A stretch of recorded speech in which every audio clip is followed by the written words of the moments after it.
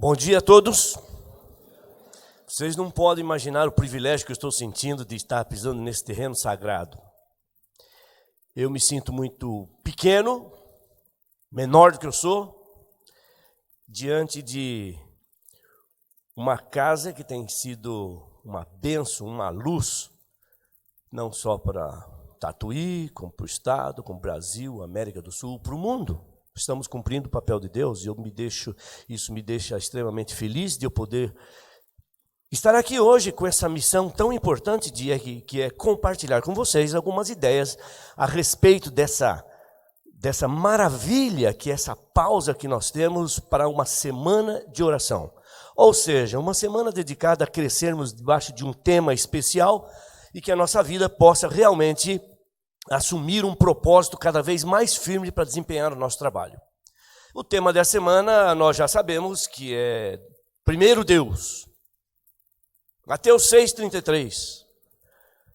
Deus não aceita nada em segundo lugar. Muitas vezes nós nos conformamos em nos envolver com alguns privilégios que a causa de Deus nos oferece e temos a impressão que nós colocamos Deus em primeiro lugar. Ele diz, eu não aceito sacrifício, eu não quero sacrifício, eu quero obediência.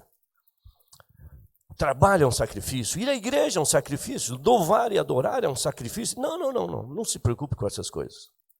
Obediência, sacrificar não é o ponto importante. Obedecer, sim, é melhor do que sacrificar. E aqui nós paramos nessa semana para analisarmos algumas coisas a respeito do primeiro lugar. Colocar Deus em primeiro lugar. Mateus 6,33.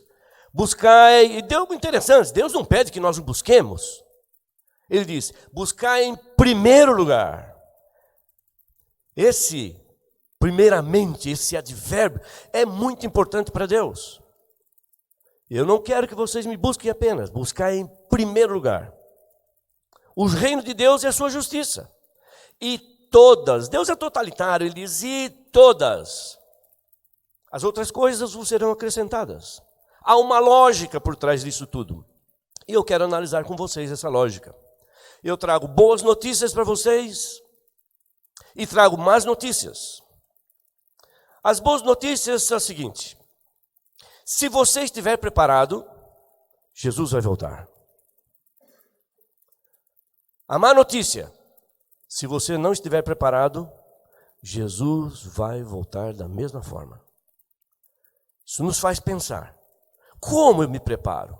O que Deus exige para o meu preparo? São coisas simples, são coisas difíceis, são coisas fáceis, o que são? Por incrível que pareça, essas são as coisas mais fáceis que existem. Aquilo que Deus pede que nós façamos. E eu quero analisar com vocês hoje alguns aspectos dessa facilidade que Deus nos concede, que Deus nos concede. Essa facilidade, eu fico imaginando, um dia mais cedo ou mais tarde, um dia para o bem ou para o mal, nós vamos nos colocar na frente de Deus, o Criador do universo. E eu fico imaginando que pergunta Ele vai nos fazer naquele dia. Provavelmente Ele não vai perguntar para nós por que é que você não fez o seu mestrado, por que é que você não se tornou um doutor, por que é que você não estudou mais. Não, Ele vai perguntar coisas mais simples. Do tipo, por que é que você não me colocou em primeiro lugar? E que resposta nós vamos ter? Não tive tempo. Quais são as coisas que o Senhor pediu para que eu colocasse em primeiro lugar? Foram as coisas mais simples, mais elementares, mais básicas. Eu não pedi nada absurdo. Pedi 3 coisas. E pode deixar a terceira de fora. 2 coisas apenas. São 2 coisas que eu quero que eu quis de você. Primeira, que você lesse, que você ouvisse minha voz. Andasse comigo. Dividido em 2 partes. Oração e leitura da Bíblia. Nada mais que isso. Oração e leitura da Bíblia? Sim. E se você lê e se você ora, obviamente a terceira vai vir como um presente. Vai vir como uma consequência, que é o testemunho. Muitas vezes nós tentamos testemunhar sem a oração e sem a leitura da Bíblia e nós percebemos que não funciona, não é bem por aí. Enfim, eu quero dizer que no fundo, nessa semana, nesses pouco tempo que nós temos, eu não vou trazer para vocês novidade alguma. Tudo que eu vou falar aqui eu tenho absoluta certeza que vocês já sabem.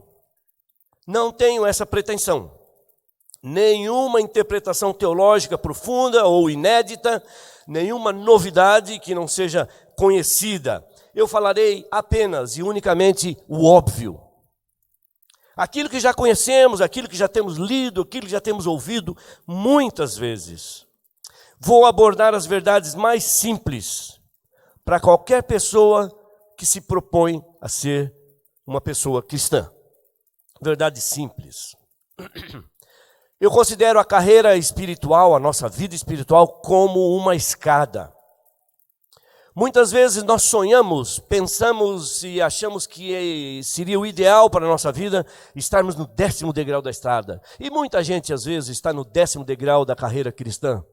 Mas se esquece com muita facilidade das coisas mais elementares e básicas. Primeiro degrau. O primeiro degrau é extremamente vital e importante para a nossa vida. Sabe? E o primeiro degrau é o degrau da simplicidade. E a simplicidade, ela é desafiadora. Ela é importante. E a simplicidade é intrigante. Eu gosto demais das coisas simples. Há um autor de um livro que eu comprei faz muito tempo. Faz um bom tempo. O nome dele é Robert Fulghum. Ele escreveu um livro de um título intrigante. O livro que ele escreveu é o seguinte: tudo que eu sei, tudo que eu aprendi que realmente significa para a minha vida, eu aprendi no jardim da infância. O título é mais sucinto que isso, mas eu estou tentando explicar. Tudo que é importante na minha vida, eu aprendi no jardim da infância. Eu trouxe um trechinho desse livro para refrescar um pouco o nosso conhecimento e entendermos o que ele quer dizer com isso. Olha que interessante. Deixa eu pegar aqui. Tudo o que eu preciso saber, aprendi no jardim da infância. Tudo o que eu preciso saber sobre a vida, o que fazer e como ser, eu aprendi no jardim da infância. A sabedoria não estava no topo da montanha. No topo da montanha, que é o conhecimento, que é a faculdade, mas sim no alto do monte de areia, no jardim da infância. Essas são algumas coisas que aprendi. Dividir tudo, ser justo, não machucar ninguém, colocar as coisas de volta no lugar de onde foram tiradas, arrumar a própria bagunça, nunca pegar o que não é seu, pedir desculpas sempre que magoar alguém, lavar as mãos antes das refeições, dar a descarga. Leite com bolachas fazem bem para a nossa saúde. Viver uma vida balanceada, aprender um pouco, desenhar um pouco, pintar um pouco, cantar um pouco, dançar um pouco, brincar um pouco e trabalhar um pouco todos os dias. Tirar uma soneca à tarde.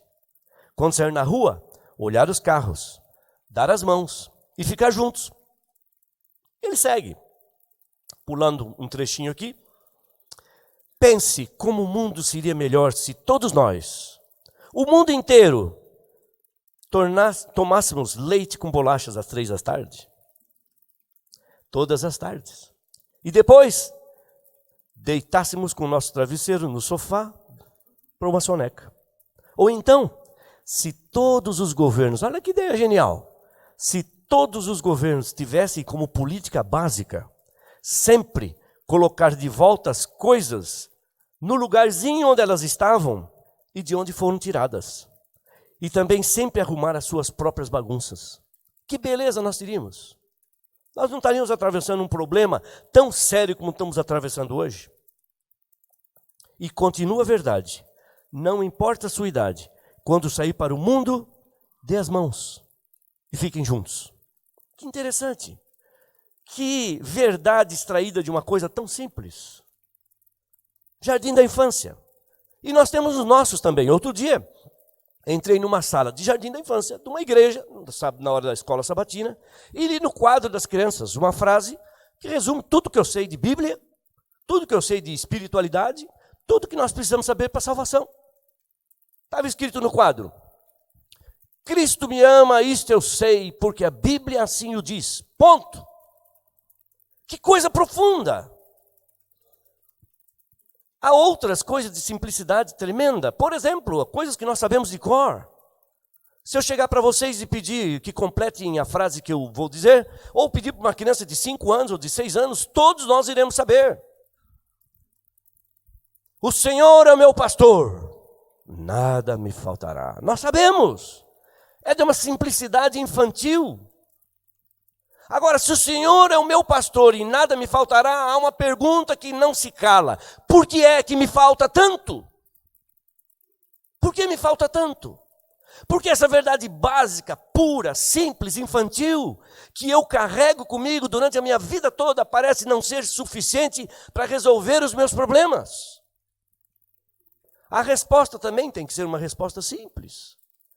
Eu sou muito convidado para fazer casamentos, e já fiz vários deles, e durante muito tempo eu seguia um padrão de determinado momento, quando os noivos estavam à minha frente, eu dava os conselhos para eles. E há versões de conselhos para casamento que variam desde 50 conselhos até 20 conselhos, 10 conselhos, mas eu achei que mesmo assim deram muitos, e resolvi resumir tudo num conselho só. Um único conselho. Um conselho que fosse final para a vida deles, que resolvesse todos os problemas. E esse conselho, pasmem vocês, tirei de uma escola sabatina das crianças. Eu olho para o casal e digo, vou dar um conselho, um único para vocês. Se na família está Jesus, é feliz o lar. Ponto final. Simples. Todos os conselhos que você der, se não tiver um pé fincado nessa estrutura filosófica maravilhosa e infantil, não vão ser úteis. Não espere que o seu marido faça você feliz, ele é incapaz disso. E nem você espere que sua mulher faça você feliz. Felicidade não é uma coisa de uma decisão que você toma. Felicidade vem de Cristo, Jesus Cristo. Se Ele está no lar, vocês são felizes. Se Ele não está, vocês podem fazer o curso que quiserem. Pode estudar o tanto que quiserem. A felicidade não chega. Porque a felicidade é uma pessoa que está junto com vocês. E se chama Jesus Cristo. Se com o papai está Jesus, é feliz o lar. Se com a mamãe está Jesus, é feliz o lar. Se na família está Jesus, é feliz o lar. Ponto final. Podemos ir embora. É interessante isso. Interessante como a simplicidade responde pela nossa felicidade. Eu me lembro de uma história, eu ouvi do próprio pastor, que ele disse que foi fazer uma semana de oração numa faculdade de medicina cristã, faculdade cristã. Medicina, obviamente, não é do Brasil. E ele disse o seguinte, no primeiro sermão, na noite que ele estava lá para fazer esse sermão, ele disse para os alunos, olha, eu escolhi falar para vocês durante essa semana sobre 3 coisas. Oração, leitura da Bíblia e testemunho. E ele fez o primeiro sermão, se preparou bem para aqueles alunos, estudiosos, acadêmicos, profundos, leitores. Fez o primeiro sermão, terminou o sermão, ele estava se dirigindo para o carro. A hora que ele chegou no carro, um grupo de alunos, alguns representantes dessa comunidade acadêmica, se aproximou dele. Esse grupo, um deles olhou para ele e falou o seguinte, pastor, o senhor veio aqui fazer semana de oração para nós, óbvio, nós apreciamos a sua presença, sentimos-nos muito felizes de saber que o senhor está aqui conosco, mas nós temos algumas dúvidas. O senhor percebeu que isso aqui é uma comunidade acadêmica, um povo brilhante, inteligente, fazendo medicina, e o senhor veio fazer uma abordagem muito especial aqui. E essa abordagem é sobre oração, leitura da Bíblia e testemunho. Mas nós ficamos um pouco insatisfeitos quando nós descobrimos essa temática. Porque, estudantes como nós somos, nós buscamos a verdade, queremos nos aprofundar na filosofia. O senhor vem falar sobre leitura da Bíblia, oração, testemunho. O senhor não tem uma verdade um pouco mais profunda, um pouco mais intelectualizada, uma verdade um pouco mais filosófica, que nos desafiasse mais? Leitura da Bíblia, oração, testemunho. Pastor, pensa bem, pensa no público que o senhor está atingindo. E eles saíram, e o pastor foi para casa, e ele disse que naquela noite ele não conseguiu dormir. Ele falou, meu pai, mas o que é que eu vou fazer? Eu acho isso aqui extremamente importante, debaixo dessa filosofia da simplicidade. e da profundidade das coisas simples. Como é que eu vou fazer se eu já estabeleci esse tema e eles estão insatisfeitos com esse tema? Pensou. No outro dia ele voltou. Antes de começar a semana dele, a segunda noite de palestra, ele olhou para os alunos e falou: olha, ontem fui abordado e vocês me fizeram algumas perguntas que eu fiquei extremamente intrigado e preocupado. Oração, estudo da Bíblia, testemunho. Agora, hoje à noite, antes de eu fazer o próximo sermão, eu que tenho algumas perguntas para vocês. Vocês são alunos, vocês estudam, vocês querem conhecer mais da filosofia, querem conhecer mais do conhecimento. E eu vou fazer uma pergunta para vocês. Eu estive pensando essa noite, e a primeira pergunta que eu faço para vocês é a seguinte. Tudo que eu quero na minha vida é ter uma vida saudável, ter uma velhice com qualidade. Eu quero ter uma vida longa, eu quero ser uma pessoa que viva muito bem, e eu queria pedir uma receita para vocês. Me digam o que eu posso fazer para ter uma vida saudável, para ter uma vida com qualidade, para ter uma vida com saúde, mas, por favor, não me venha com aquela resposta de comer bem, respirar bem e fazer exercício. Eu quero uma coisa mais intelectual. Você acha que existe alguma coisa mais intelectual? Debaixo das circunstâncias ideais, uma pessoa que nasce, come bem, respira bem e faz exercício, ela vai ser a pessoa mais longeva da Terra. Se não for estragada pelos hábitos costumeiros. Comer bem, respirar bem e fazer exercício, nada mais que isso, é simples. Me dê uma resposta mais contundente, mais profunda. Não existe. Na vida espiritual é a mesma coisa. As grandes verdades são simples, absurdamente simples.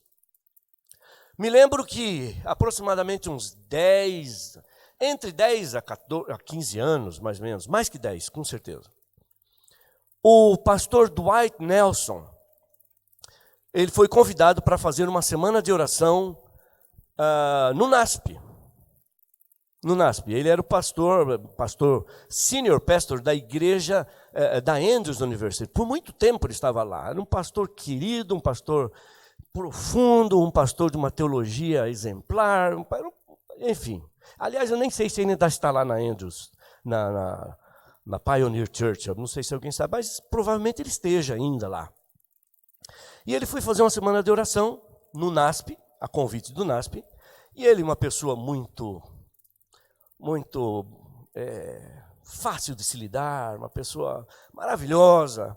E eu me lembro dos sermões dele, porque eu fui um dos intérpretes dele, e me lembro na vez que eu fui interpretá-lo, quando ele estava lá no primeiro sermão dele. Ele não fez no sábado, porque ele nunca deixa a igreja dele por 2 sábados seguidos. Ele saiu de lá sábado à noite, chegou domingo pela manhã, fez o primeiro sermão do domingo à noite. E eu fui interpretá-lo, e ele contou uma ilustração que ia ser a base da semana dele. Eu sei porque eu estava lá, do lado dele. E ele começou assim: havia uma cidade nos Estados Unidos, uma pequena cidade, mas próspera, cidade boa, com todas as condições. E ele disse o seguinte: nessa cidade próspera, um dia aconteceu o impensável. As pessoas tentavam utilizar água, mas não havia água mais na cidade. Parou de chegar água na cidade. E a cidade começou a padecer a falta d'água. E essa prosperidade começou a decair, e as pessoas não tinham mais acesso à água, as padarias tinham que mandar buscar água de outra cidade, os caminhões-pipa começaram a ser uma ocorrência frequente na cidade, as pessoas não tinham como você vai sobreviver sem água? Muita gente começou a se mudar de lá, e eles tentaram analisar de todas as formas, não haviam conseguido, até que um dia, num local ermo, distante, 2 meninos, um de 12 e outro de 10 ou 13, alguma coisa assim, nessa faixa de idade, eles brincavam num campo, num local inóspito. Os 2 brincavam, correndo, de repente eles viram uma caverna. Eles falaram, curiosos como são os garotos, eles falaram: vamos ver o que acontece nessa caverna? E os 2 foram para lá. entraram na caverna. E na caverna eles viram uma espécie de um grande monumento redondo.